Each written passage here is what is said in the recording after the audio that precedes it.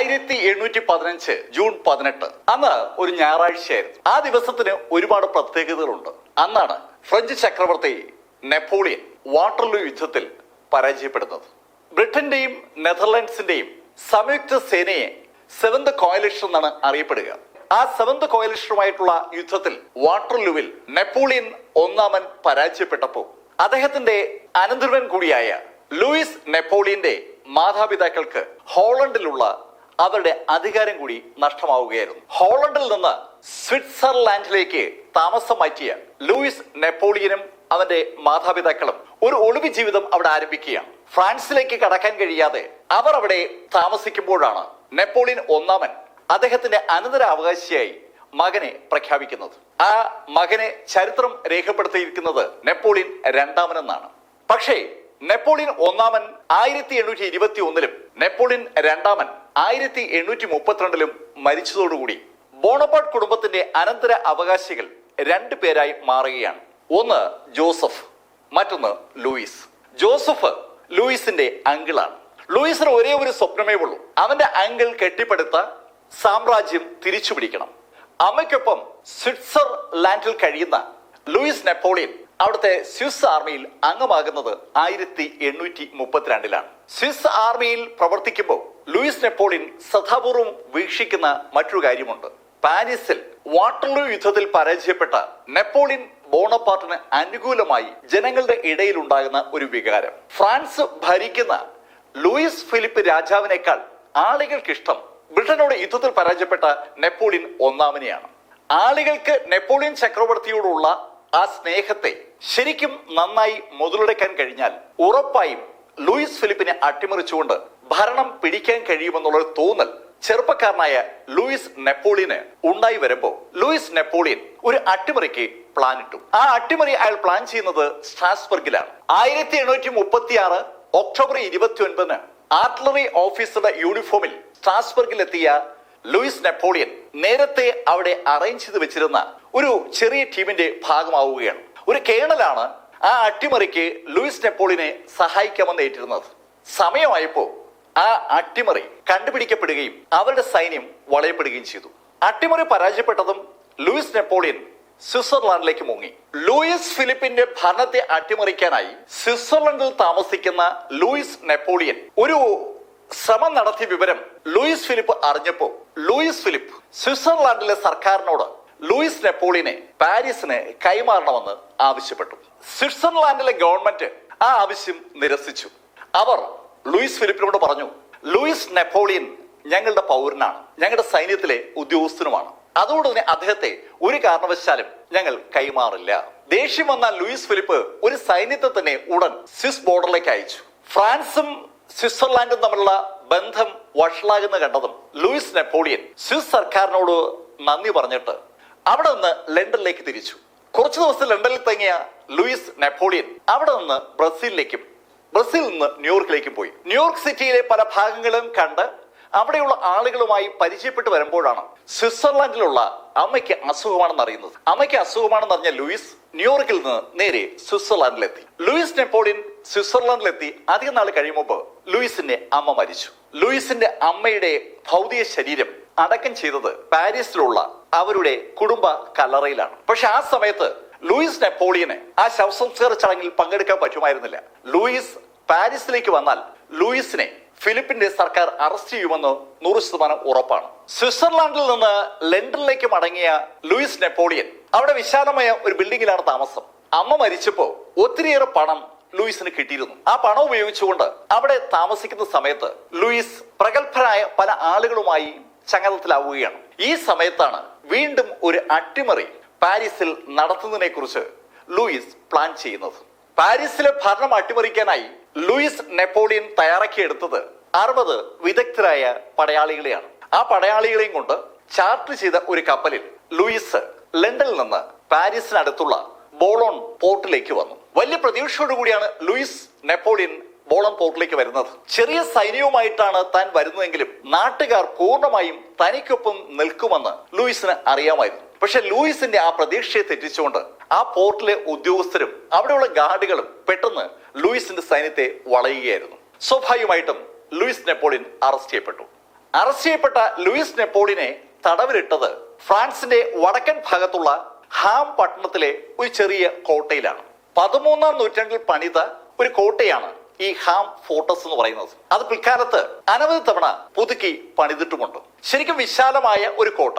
ആ കോട്ടയിലാണ് Luis നെപ്പോളിയനെ French സർക്കാർ തടവിൽ പാർപ്പിക്കാനായി കൊണ്ടുവന്നത്. അവിടെ ലൂയിസിനെ കൊണ്ടുവരുന്നത് 1840 ഒക്ടോബർ 7-നാണ്.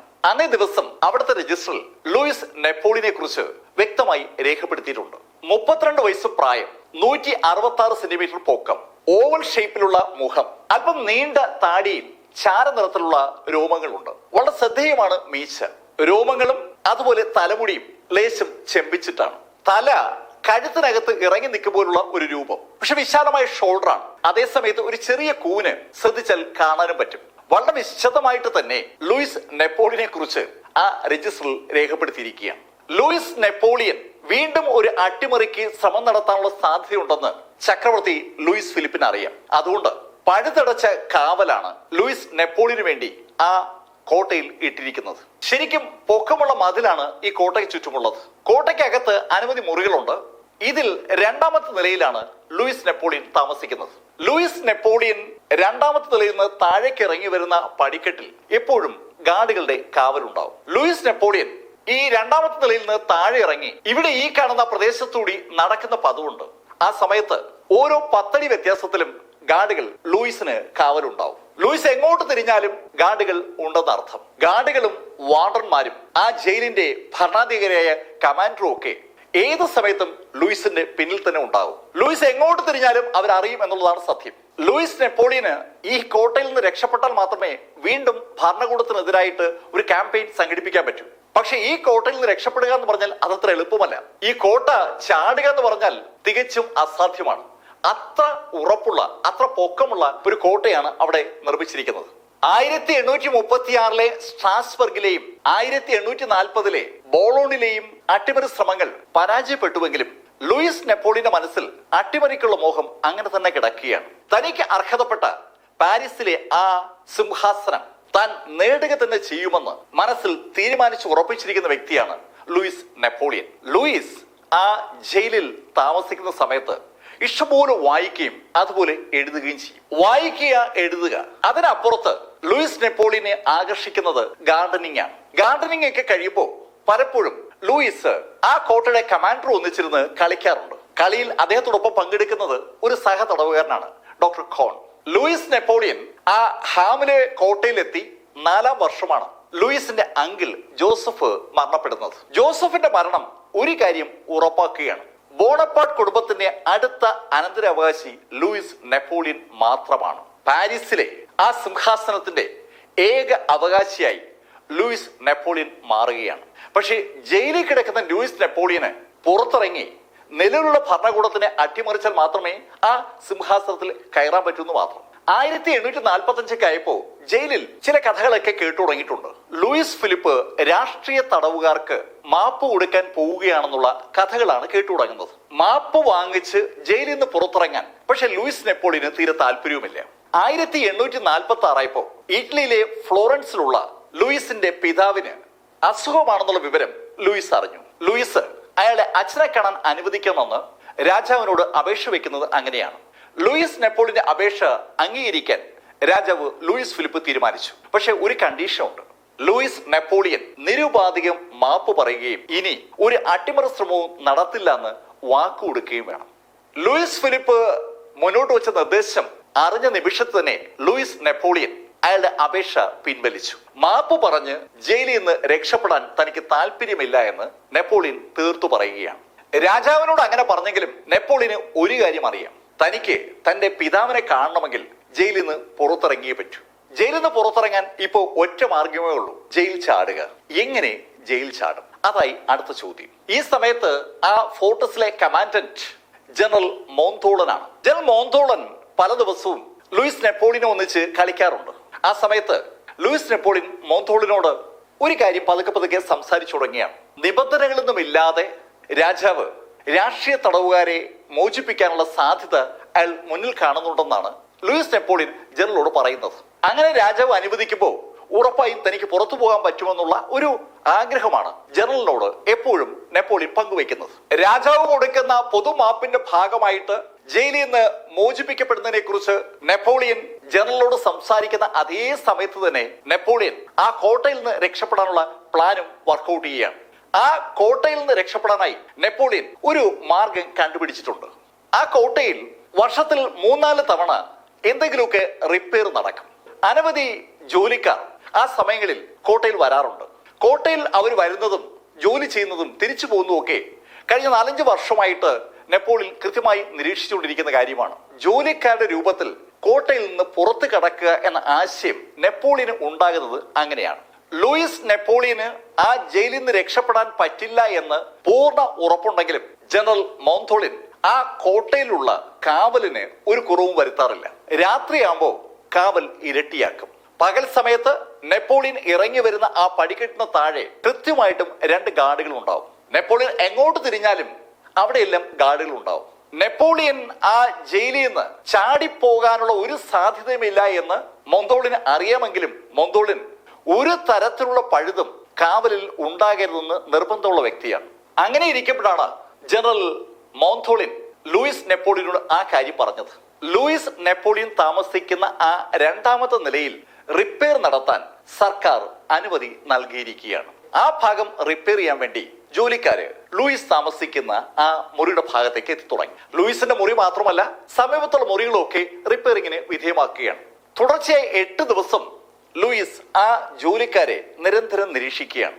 ആ ജോലിക്കാരെ എങ്ങോട്ട് പോകുമ്പോഴും ഗാർഡുകളുടെ ഒരു ശ്രദ്ധ അവരുടെ കൂടെ ഉണ്ട്. ആ ജോലിക്കാരെ ഗാർഡുകൾ എങ്ങനെയാണ് നിരീക്ഷിക്കുന്നത്, അതാണ് യഥാർത്ഥത്തിൽ ലൂയിസ് നിരീക്ഷിക്കുന്നത്. ജനറൽ മോന്തോളിൻ ഒരു റിസ്ക്കും എടുക്കാൻ ആഗ്രഹിക്കാത്ത വ്യക്തിയാണ്. അതുകൊണ്ട് തന്നെ വളരെ വ്യക്തമായ ഒരു പ്ലാൻ ജോലിക്കാർ ജയിലിലേക്ക് വരുന്നതിനും പുറത്തേക്ക് പോകുന്നതിനും അദ്ദേഹം ഉണ്ടാക്കിയിട്ടുണ്ട്. ജോലിക്കാർ വന്നു കഴിഞ്ഞാൽ അവർ ഒരു സിംഗിൾ ലൈനായിട്ട് ജയിലിന്റെ മുന്നിൽ ഹാജരാകണം. സിംഗിൾ ലൈനായിട്ട് ജയിലിലെ ഡോറ് വഴി അവർ അകത്തേക്ക് കടക്കണം. അവിടെ ഇരുപുറത്തും 2 ഗാർഡുകൾ ഉണ്ടാവും. ആ ഗാർഡുകൾക്കൊപ്പമാണ് ആ ജോലിക്കാർ അവിടെ നിന്ന് നടന്ന് പണി നടക്കുന്ന പ്ലേസിൽ എത്തേണ്ടത്. തിരിച്ചു പോകുമ്പോഴും ഇതേ ശൈലിയിലാണ്, ഒറ്റ ലൈനായിട്ടാണ് പുറത്തേക്ക് പോകേണ്ടത്. നെപ്പോളിയൻ 2ാമത്തെ നിലയിൽ നിന്ന് ഈ കാര്യങ്ങൾ കൃത്യമായും എല്ലാ ദിവസവും മോണിറ്റർ ചെയ്തുകൊണ്ടിരിക്കുകയാണ്. ഈ ജോലിക്കാർ ജോലി ചെയ്യുന്ന സ്ഥലങ്ങളൊക്കെ കൃത്യമായി ഗാർഡുകളുടെ മോണിറ്ററിംഗിലാണ്. എന്നാൽ ഇതിനിടയിൽ ഒരു കാര്യം ലൂയിസിന്റെ ശ്രദ്ധയിൽപ്പെട്ടു. ഈ ജോലിക്കാർക്ക് ഇടയ്ക്ക് എന്തെങ്കിലും സാധനം അഡീഷണൽ ആയിട്ട് വേണ്ടി വരുമ്പോൾ അവർ ടൗണിൽ പോയാണ് ആ സാധനം എടുക്കുന്നത്.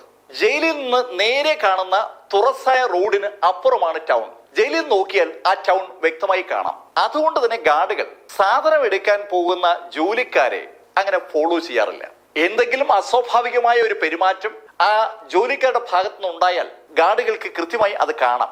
അവർ ആ ജയിലിലെ അല്പ പൊക്കമുള്ള നിരീക്ഷണ ഗോപുരങ്ങളിലാണ് നിൽക്കുന്നത്. ആ നിരീക്ഷണ ഗോപുരങ്ങളിൽ നിന്ന് കോട്ടയിൽ നിന്ന് പുറത്തിറങ്ങുന്ന ജീവനക്കാരെ ടൗൺ വരെ വളരെ വ്യക്തമായി അവർക്ക് നിരീക്ഷിക്കാൻ പറ്റും. ജീവനക്കാർ ഏതെങ്കിലും ശൈലിയിൽ അവരുടെ താല്പര്യങ്ങൾക്കെതിരായി പ്രവർത്തിച്ചാൽ ആ നിമിഷം ഗാർഡുകളുടെ ശ്രദ്ധയിൽ അത് പെടും.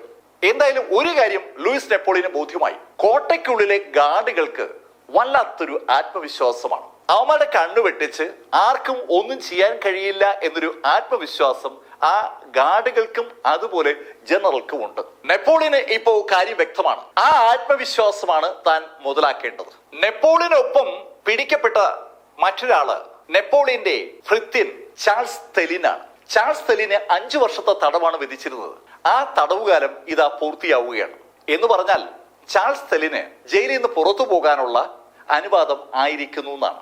ചാൾസ് തെലിൻ ആ ജയിലിൽ നിന്ന് മോചിതനാകുന്നത് ബേസ് ചെയ്തുകൊണ്ട് രക്ഷപ്പെടാനുള്ള ഒരു പ്ലാനാണ് നെപ്പോളിയൻ ഉണ്ടാക്കിയത്. നെപ്പോളിയനും ചാൾസ് തെലിൻ ചേർന്ന് ഉണ്ടാക്കിയെടുത്ത പ്ലാൻ വളരെ വളരെ ലളിതമാണ്. ചാൾസ് തെലിൻ ആദ്യം ജയിലിൽ നിന്ന് പുറത്തിറങ്ങും. അതിനുശേഷം അയാൾ നടന്ന് തൊട്ടടുത്തുള്ള ടൗണിൽ ചെന്ന് അവിടുന്ന് ഒരു വണ്ടി പിടിക്കും. ആ വണ്ടി അയാൾ ജയിലിന് മുന്നിൽ കൊണ്ടുവരും. അയാളുടെ സാധനങ്ങളൊക്കെ ജയിലിന്റെ മുന്നിൽ വെച്ചിരിക്കുകയാണല്ലോ.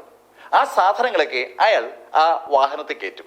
ഈ സമയത്ത് ജോലിക്കാരന്റെ വേഷത്തിൽ പുറത്തിറങ്ങുന്ന ലൂയിസ് നെപ്പോളിയൻ സാധനം വാങ്ങാനായിട്ട് ആ ജയിലിന്റെ നടയിൽ നിന്ന് നടന്ന് ടൗണിലേക്ക് പോകും.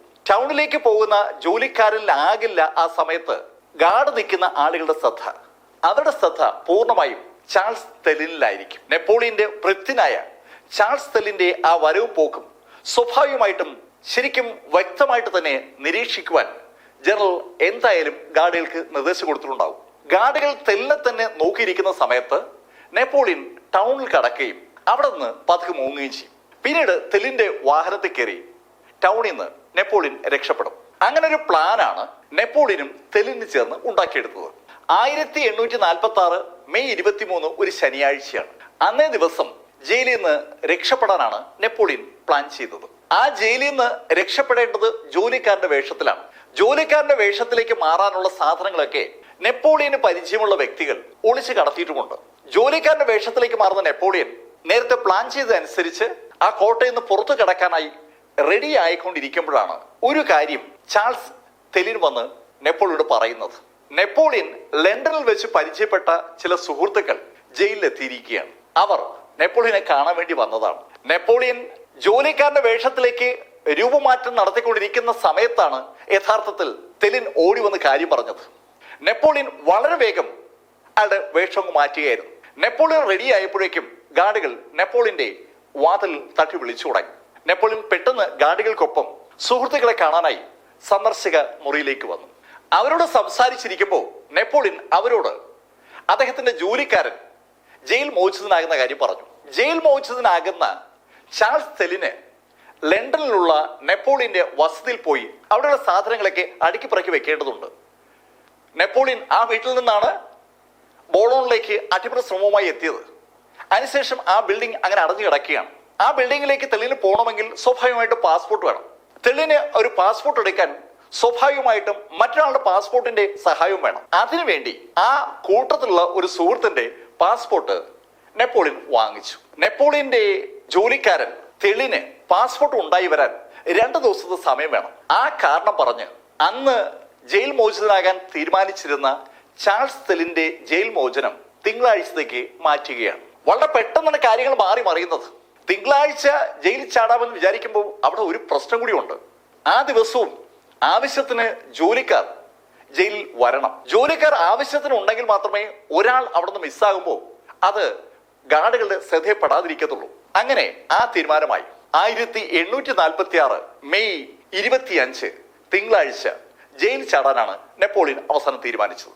1846 മെയ് 25 തിങ്കളാഴ്ച ലൂയിസ് നെപ്പോളിയനും ചാൾസ് തെലിനും ലൂയിസിന്റെ സുഹൃത്തു കൂടിയായ ഡോക്ടർ കോണും ആ ജോലിക്കാർ വരാൻ വേണ്ടി കാത്തിരിക്കുകയാണ്. അവർ പ്രതീക്ഷിക്കുന്ന പോലെ ജോലിക്കാർ എത്തിയാൽ മാത്രമേ ഉദ്ദേശിക്കുന്ന പ്ലാന് നടപ്പിലാക്കാൻ പറ്റൂ. അവർ ആ ജോലിക്കാർക്ക് വേണ്ടി കാത്തിരിക്കുമ്പോഴാണ് നെപ്പോളിയന്റെയും ഡോക്ടർ കോണിന്റെയും തെളിന്റെയും ശ്രദ്ധയിൽ മറ്റൊരു കാര്യം പെടുന്നത്. അവർക്ക് ലേശം ഭയമുള്ള ഒരു ഗാർഡാണ് അന്ന് നെപ്പോളിയന്റെ ആ മുറിയുടെ താഴെയുള്ള പടിക്കെട്ട് താഴെ കാവൽ നിൽക്കുന്നത്. ആ ഗാർഡിന് ഒരു വല്ലാത്ത കുഴപ്പമുണ്ട്. അയാൾ പടിക്കെട്ട് കയറി മുകളിലേക്ക് വരുന്ന ജോലിക്കാരെ കൃത്യമായി നിരീക്ഷിക്കുന്ന ആളാണ്. ആ ജോലിക്കാരോട് അയാൾ പലപ്പോഴും പല കാര്യങ്ങളും ചോദിക്കുകയും ചെയ്യും. ശരിക്കും ഒരു കമ്മിറ്റഡ് ആയിട്ടുള്ള ഗാർഡാണ്. ഒരു തരത്തിലുമുള്ള വീഴ്ചകളും മുകളിൽ താമസിക്കുന്ന മുൻ ചക്രവർത്തി നെപ്പോളിയന്റെ ശേഷാടനവുമായി ബന്ധപ്പെട്ട് ഉണ്ടാകരുതെന്ന് 100% ആ ഗാർഡിന് നിർബന്ധമുണ്ട്. ഈ ഗാർഡാണ് അവിടെ കാവൽ നിൽക്കുന്നെങ്കിൽ തങ്ങൾ പെട്ടുപോകുമെന്ന് നെപ്പോളിയനും ഡോക്ടർ കോണും തെലിനും മനസ്സിൽ കരുതിയ ആ നിമിഷത്തിൽ ജയിലിൽ ജോലി ചെയ്യേണ്ട ആളുകൾ വന്നു തുടങ്ങി. അവർ 5 മണിക്ക് റിപ്പോർട്ട് ചെയ്യണം. ആ ജോലിക്കാർ വന്നു തുടങ്ങുന്ന കണ്ടപ്പോൾ തന്നെ നെപ്പോളിയൻ ആ ജോലിക്കാരുടെ രൂപത്തിലേക്ക് മാറുകയാണ്. നെപ്പോളിയൻ ഒരു ആശാരിയുടെ വേഷമാണ് ധരിക്കുന്നത്. നെപ്പോളിയൻ ആ ആവശ്യത്തിന് വേണ്ടി നേരത്തെ തന്നെ ഒരു ചെരുപ്പൊക്കെ തയ്യാറാക്കി വെച്ചിരിക്കുകയാണ്.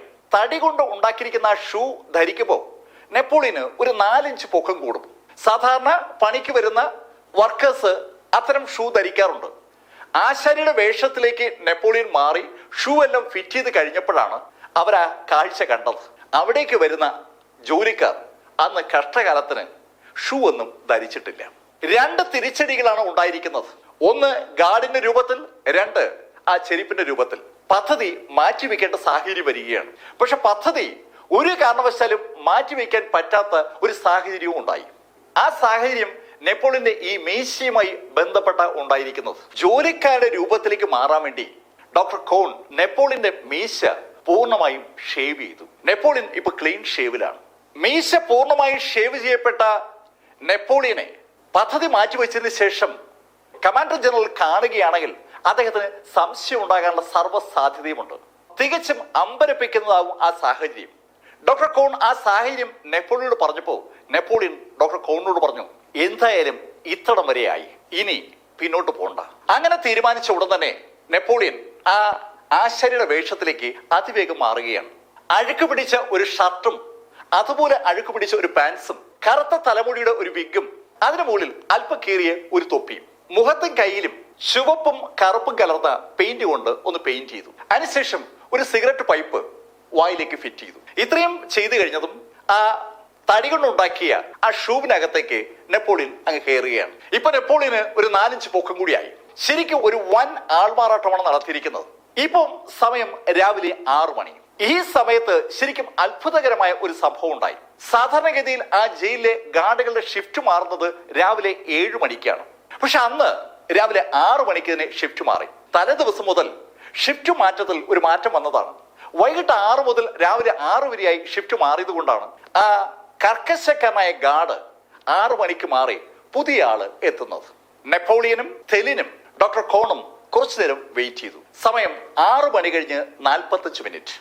തെലിൻ താഴെ നിൽക്കുന്ന വർക്കേഴ്സിനോട് മുകളിലേക്ക് വരാൻ ആവശ്യപ്പെട്ടു. നെപ്പോളിയന്റെ മുറിയിൽ റിപ്പയർ ചെയ്യാനായി നെപ്പോളിയൻ അനുവദിക്കുമ്പോഴേ പണിക്കാർക്ക് ചെയ്യാൻ പറ്റൂ. നെപ്പോളിയൻ റെഡിയായി കഴിഞ്ഞു എന്ന് പറഞ്ഞതുകൊണ്ടാണ് ആ പണിക്കാര് സാവധാനം മുകളിലേക്ക് കയറിയത്. സ്റ്റെപ്പ് കയറി മുകളിലേക്ക് വന്ന പണിക്കാരെ തെലിൻ നെപ്പോളിയന്റെ മുറിയിലേക്ക് വിളിക്കുന്നതിന് പകരം തെലിൻ കിടന്ന മുറിയിലേക്ക് വിളിച്ചു. തെലിൻ അവർക്ക് വേണ്ടി മോർണിംഗ് കോഫി തയ്യാറാക്കി വെച്ചിരിക്കുകയാണ്. നെപ്പോളിയൻ ബോണപ്പാർട്ടാണ് മുകളിൽ കിടക്കുന്നത്. അതുകൊണ്ട് തന്നെ നെപ്പോളിയൻ ആവശ്യപ്പെടുന്ന എല്ലാ സാധനങ്ങളും ഓട്ടോമാറ്റിക് ആയിട്ട് മുകളിൽ എത്തും. ജോലിക്കാർക്ക് ആദ്യമായിട്ടാണ് നെപ്പോളിയന്റെ കൂടെയുള്ള ആ നെപ്പോളിയന്റെ ജോലിക്കാരൻ രാവിലെ ഇതുപോലെ കോഫി ഓഫർ ചെയ്യുന്നത്. ജോലിക്കാർക്ക് ശരിക്കും സന്തോഷം. ജോലിക്കാർ തെലിന്റെ ആ മുറിയിലേക്ക് വന്ന് കോഫി കുടിച്ചു തുടങ്ങി. ആ ജോലിക്കാർ തെലിന്റെ മുറിയിലിരുന്ന് കോഫി കുടിച്ചുകൊണ്ടിരിക്കുമ്പോൾ തെലിൻ സ്റ്റെപ്പ് ഇറങ്ങി താഴേക്ക് വന്നു. തെലിൻ സ്റ്റെപ്പ് ഇറങ്ങി താഴെ വരുമ്പോ 2 ഗാർഡുകൾ പണി ചെയ്യുന്ന 2 പണിക്കാരുടെ അടുത്ത് നിൽക്കുകയാണ്. തെലിൻ നടന്ന് ആ ഗാർഡുകളുടെ അടുത്തെത്തി. ഗാർഡുകൾ തെലിനെ കണ്ടപ്പോ സന്തോഷത്തോടെ തെലിനോട് സംസാരിച്ചു തുടങ്ങി. തെലിൻ അന്ന് ജയിൽ മോചിതനായി പോവുകയാണല്ലോ. തെലിൻ ഗാർഡുകളോട് അയാൾ ജയിലിൽ നിന്ന് പുറത്തു പോകുമ്പോ നെപ്പോളിയന്റെ വളർത്തുനായെ കൂടി കൊണ്ടുപോകുമെന്ന് ഗാർഡുകളോട് പറഞ്ഞു. ആ കാര്യങ്ങളൊക്കെ പറഞ്ഞ് അവരങ്ങനെ സംസാരിച്ചുകൊണ്ടിരിക്കുമ്പോൾ മുകളിൽ നിന്ന് ലൂയിസ് നെപ്പോളിയൻ ആ ജോലിക്കാരന്റെ വേഷത്തിൽ സ്റ്റെപ്പ് ഇറങ്ങി താഴേക്ക് വരികയാണ്. നെപ്പോളിയൻ താഴേക്ക് ഇറങ്ങി വരുമ്പോ നെപ്പോളിയന്റെ ഷോൾഡറിൽ ഒരു വലിയ തടി കഷ്ണമുണ്ട്. മുകളിൽ പണിക്കായി കൊണ്ടുവന്ന തടി അനുയോജ്യമല്ലാത്തത് കൊണ്ട് തിരിച്ചു കൊണ്ടുപോകുന്ന ശൈലിയിലാണ് നെപ്പോളിയൻ ആ തടിയും കൊണ്ട് താഴോട്ട് ഇറങ്ങി വരുന്നത്. ആ തടി നെപ്പോളിയൻ ഷോൾഡറിൽ വെച്ചിട്ടുണ്ടെങ്കിലും നെപ്പോളിയന് മുഖം കവർ ചെയ്ത തടി ഇരിക്കുന്നത്. നെപ്പോളിയൻ താഴെ ഇറങ്ങി തെലിനും ആ ഗാർഡ് നിൽക്കുന്ന ഭാഗത്തേക്ക് വന്നു. നെപ്പോളിയൻ താഴോട്ട് ഇറങ്ങി വരുന്ന ശബ്ദം സ്വാഭാവികമായിട്ടും തെലിൻ കേട്ടു. തെലിൻ അപ്പൊ തന്നെ ആ ഗാർഡുമായി മുന്നോട്ട് നടന്നു തുടങ്ങി. മുന്നിൽ ഗാർഡ്, തൊട്ടുപുറകിൽ തെലിനും, തെലിന്റെ പുറകിൽ ആ തടിയും ചുമന്നുകൊണ്ട് നെപ്പോളിയനും നടക്കുകയാണ്. പ്രത്യേകിച്ച് ആരും നോട്ടീസ് ചെയ്യാതെ ആദ്യത്തെ ഗേറ്റ് ആ ടീം കടന്നു.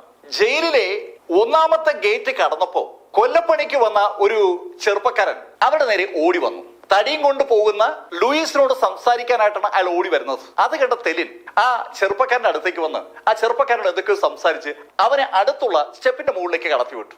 തെലിൻ ഒരു പരുവത്തിൽ അവനെ അവിടെ നിന്ന് ഒഴിവാക്കി എന്ന് പറഞ്ഞാൽ മതി. ഇപ്പോ ലൂയിസ് നെപ്പോളിയനാണ് മുന്നിൽ നടക്കുന്നത്. അയാളുടെ ഷോൾഡറിൽ ആ കൂറ്റൻ തടിയുണ്ട്. അയാൾ ആ കൂറ്റൻ തടിയും ചുമന്നുകൊണ്ട് മുന്നോട്ട് നടക്കുമ്പോൾ യാദൃശ്യവശാൽ അയാൾ കടിച്ചു പിടിച്ചിരുന്ന ആ സിഗരറ്റ് പൈപ്പ് താഴെ വീണു. അത് ഒരു ഗാർഡിനടുത്താ വീണത്. ഗാർഡ് അങ്ങോട്ടും ഇങ്ങോട്ടും നടക്കുമ്പോൾ ആ പൈപ്പ് താഴേക്ക് വീഴുകയായിരുന്നു. ആ ഗാർഡ് ആ പൈപ്പിലേക്ക് ശ്രദ്ധിക്കും മുമ്പ് തന്നെ നെപ്പോളിയൻ ആ ഗാർഡിനെ കടന്ന് മുന്നോട്ട് നടന്നു. മുന്നിൽ നെപ്പോളിയനും തൊട്ടുപുറകെ തെലിനുമായി അവർ കടന്നത് കൃത്യം 12 ആളുകളെയാണ്. ഗാർഡുകളും ഓഫീസർമാരും ഈ കൂട്ടത്തിലുണ്ട്. ആ ഗാർഡുകളും ഓഫീസർമാരും തെലിനെ കണ്ട് ചിരിച്ചുകൊണ്ടാ പോകുന്നത്. അവരൊക്കെയും ആ തടിയും കൊണ്ട് നടക്കുന്ന ആ ആശാരി പണിക്കാരനെ കാണുന്നുണ്ട്. അയാളെ ഒന്ന് നോക്കിയിട്ട് തൊട്ട് പുറകെ വരുന്ന തെലിനോട് സംസാരിച്ചാണ് ഗാർഡുകളും ഓഫീസേഴ്സും മുന്നോട്ട് നടക്കുന്നത്. നെപ്പോളിയനും തെലിനും ജയിലിലെ ഗേറ്റിന് നേരെ നടക്കുമ്പോൾ ഗേറ്റിന്റെ ഭാഗത്തുനിന്ന് ജയിലിനകത്തേക്ക് വരുന്ന ഗാർഡുകളും ഓഫീസേഴ്സും അങ്ങനെ ഒന്നൊന്നായി അവരെ കടന്നു പോയിക്കൊണ്ടിരിക്കുകയാണ്. ഇനി അവരുടെ മുന്നിൽ അധികം വാതിലുകളില്ല. മുൻവശത്തെ ഗേറ്റിന്റെ ഭാഗത്തേക്ക് ലൂയിസ് നെപ്പോളിയനും തെലിനും ഏതാണ്ട് എത്താറായപ്പോഴാണ് ആ മുൻവശത്ത് വാതിൽ തുറന്ന് 2 ജോലിക്കാർ അകത്തേക്ക് വരുന്നത്. ആ ജോലിക്കാർ നടന്നു വരുന്നത് ലൂയിസിനും തെലിനും നേരെയാണ്. ആ ജോലിക്കാർ നടന്ന് നെപ്പോളിയന് അടുത്തെത്തിയപ്പോ അവർ നെപ്പോളിയന്റെ മുഖത്തേക്ക് നോക്കിയിട്ട് അറിയാതെ പറഞ്ഞു പോവുകയാണ്, ഓ ബെർട്ടു, ഒരു ബെർത്തു എന്ന് പേരുള്ള ഒരു ആശാരിയാണ് ആ തടിയുമായി പോകുന്നതെന്ന് അവർക്ക് മനസ്സിലായി. അതുകൊണ്ടാണ് അവർ അങ്ങനെ പറഞ്ഞത്. ചിരിച്ചുകൊണ്ട് ലൂയിസ് നെപ്പോളിയനും തെലിനും ആ ജയിലിന്റെ ഗേറ്റ് വഴി പുറത്തു കടന്നു. ലൂയിസ് നെപ്പോളിയൻ ഇപ്പൊ ഇതാ ഫ്രീ ആയിരിക്കുകയാണ്. നെപ്പോളിയൻ ആ കൂറ്റൻ തടിയുമായി ഒരു ഭാവഭേദമില്ലാതെ മുന്നോട്ട് നടക്കുകയാണ്. കോട്ടയ്ക്ക് പുറത്തെത്തിയ തെലിൻ അയാൾക്ക് കൊണ്ടുപോകാനുള്ള സാധനങ്ങൾ കൊണ്ടുപോകാൻ വേണ്ടി ഒരു കാർ പിടിക്കാനായി തൊട്ട് സമീപത്തുള്ള ടാക്സി സ്റ്റാൻഡിലേക്ക് നടക്കുകയാണ്. അവിടുത്തെ ടാക്സി സ്റ്റാൻഡിൽ അന്ന് കാബ്രോ ഇനത്തിലുള്ള കാറുകൾ വാടകയ്ക്ക് കിട്ടും. നമുക്ക് തന്നെ ഡ്രൈവ് ചെയ്യാൻ അനുവാദമുള്ള ശൈലിയിലുള്ള കാറുകളാണ്. സ്വന്തമായി ഡ്രൈവ് ചെയ്യാൻ വേണ്ടിയാണ് ആ കാർ എടുക്കാനായി തെലിൻ നടക്കുന്നത്. തെലിൻ ആ കാർ സ്റ്റാൻഡിലേക്ക് പോകുമ്പോൾ ലൂയിസ് നെപ്പോളിയൻ ആ കൂറ്റൻ തടിക്കഷ്ണവുമായി സെന്റ് ക്വിന്റിൻ ടൗണിലേക്ക് അങ്ങനെ റോഡ് സൈഡിൽ കൂടെ നടക്കുകയാണ്. കൂളായി നടക്കുകയാണ്. ഈ സമയത്ത് അവിടെ ആ കോട്ടയുടെ മുകളിൽ നിരീക്ഷണ ഗോപുരങ്ങളിൽ ഇരിക്കുന്ന ഗാർഡുകൾ നടന്നു പോകുന്ന ആ ആശാരിയെ കാണുന്നുമുണ്ട്. അവരുടെ ശ്രദ്ധ ഇപ്പോ രണ്ടു പേരിലാണ്. ഒന്ന് തെലിൻ, മറ്റൊന്ന് ആ ആശാരി. പക്ഷെ കൂടുതൽ ശ്രദ്ധ അവർക്ക് തെലിനിലാണ്. തെലിൻ നെപ്പോളിയന്റെ വൃദ്ധനായതുകൊണ്ട് അയാളെ ഉറപ്പായും അവർക്ക് ശ്രദ്ധിച്ചേ പറ്റൂ. തെലിൻ ടാക്സികൾ പാർക്ക് ചെയ്തിരിക്കുന്ന സ്ഥലത്തേക്ക് നടക്കുമ്പോൾ അവരുടെ കണ്ണുകൾ ഓട്ടോമാറ്റിക്കായി തെലിനെ ഫോളോ ചെയ്യുകയാണ്. സെന്റ് ക്വിന്റിൻ ടൗണിൽ നിന്ന് നടന്ന ലൂയിസ് നെപ്പോളിയൻ ആ ടൗണിലൂടെ മുന്നോട്ട് നടന്ന് സെമിത്തേരിയുടെ ഭാഗത്തെത്തി. ടൗണിൽ നിന്ന് ഏകദേശം 2 മൈൽ ദൂരെയാണ് ഈ സെമിത്തേരി എന്ന് പറയുന്നത്.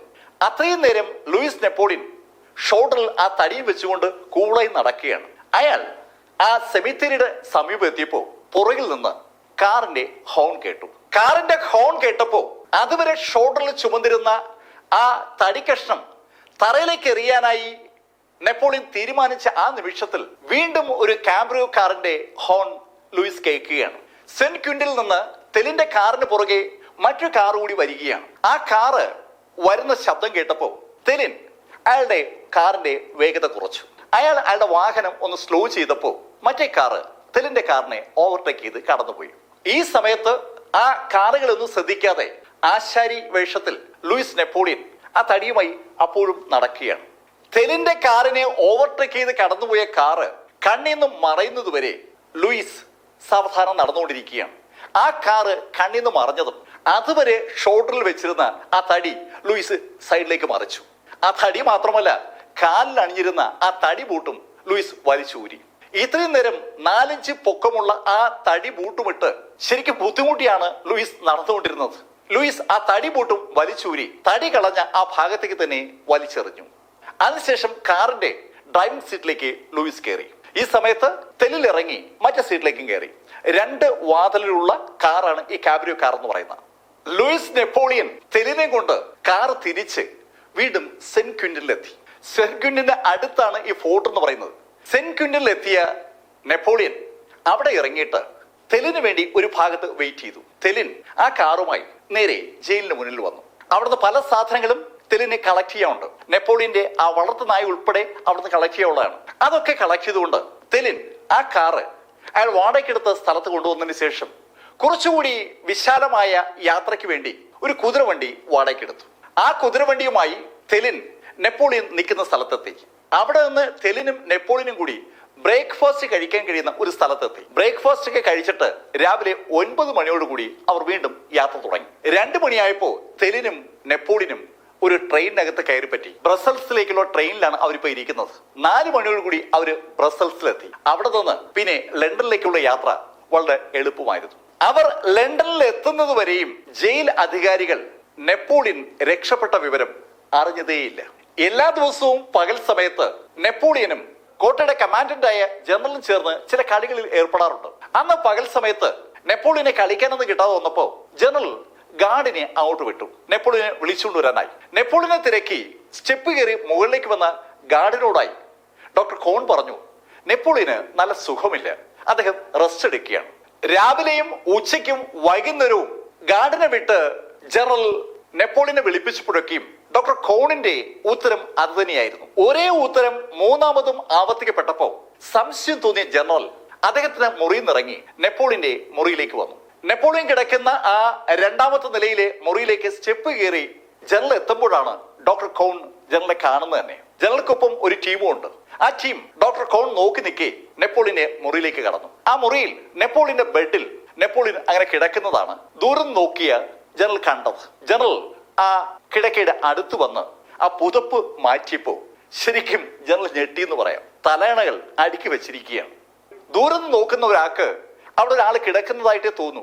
നെപ്പോളിയൻ ആ കട്ടിലില്ല എന്ന് മനസ്സിലാക്കിയതും പെട്ടെന്ന് തന്നെ അന്വേഷണം ആരംഭിക്കുകയാണ്. ആ ജയിലും പരിസരവും അരിച്ചു പറക്കെങ്കിലും നെപ്പോളിയന് പൊടി പോലും അവിടെ ഇല്ല. നെപ്പോളിയൻ എങ്ങനെ ആ ജയിലിൽ നിന്ന് പുറത്തുപോയി? ജനറലിനും ഡ്യൂട്ടിയിലുണ്ടായിരുന്ന ഗാർഡുകൾക്കും മറ്റു വാർഡന്മാർക്കും ഒന്നും അതിനൊരു ഉത്തരവുമില്ല. പക്ഷെ ഡോക്ടർ കോൺ നെപ്പോളിയന് സുഖമില്ല എന്ന് ആവർത്തിച്ച് പറഞ്ഞതുകൊണ്ട് നെപ്പോളിയന്റെ രക്ഷപ്പെടലിന് ഡോക്ടർ കോൺ കൂടി ഉത്തരവാദിയാണെന്ന് മനസ്സിലാക്കിയ അധികാരികൾ ഡോക്ടർ കോണിനെ ആ കാര്യത്തിന് കൂടി ശിക്ഷിക്കുകയാണ്. ഡോക്ടർ കോണിന് മാത്രമല്ല, ജയിൽവാസം പൂർത്തീകരിച്ച് പുറത്തുപോയ തെലിനും നെപ്പോളിയന്റെ രക്ഷപ്പെടലിൽ പങ്കുണ്ടെന്ന് ജയിലധികാരികൾക്ക് മനസ്സിലായതുകൊണ്ട് അവർ തെലിനെയും ശിക്ഷിച്ചു. തെലിന്റെ ആബ്സൻസിലാണ് ആ ശിക്ഷ എന്ന് മാത്രം. എന്തായാലും ശിക്ഷയൊക്കെ വിധിച്ചെങ്കിലും അവർക്ക് നെപ്പോളിയനെ കിട്ടിയില്ല. ലണ്ടനിലെത്തി നെപ്പോളിയൻ അങ്ങനെ കാത്തിരിക്കുമ്പോൾ വീണ്ടും പാരീസിൽ ഒരു വിപ്ലവം പൊട്ടിപ്പുറപ്പെട്ടു.